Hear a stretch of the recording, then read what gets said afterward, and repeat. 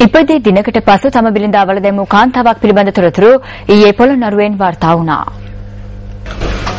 Polonnaruwa Welikanda police වසමට අයත් කුඩා පොකුණ ගම්මානයේ පදිංචිව සිටි කාන්තාවක් තම බිරිඳා වළඳමා තිබුණේ පසුගිය 5 වෙනිදායි.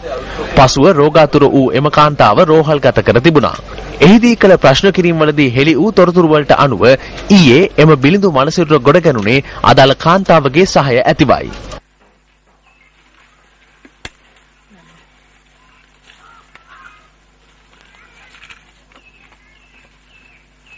සිද්ධිය සම්බන්ධයෙන් මහේස්ත්‍රාත් පරීක්ෂණය පොළොන්නරුව ප්‍රධාන මහේස්ත්‍රාත් රුවන් ධම්මික දිසානායක මහතාගේ ප්‍රධානත්වයෙන් පැවැත්වුණා.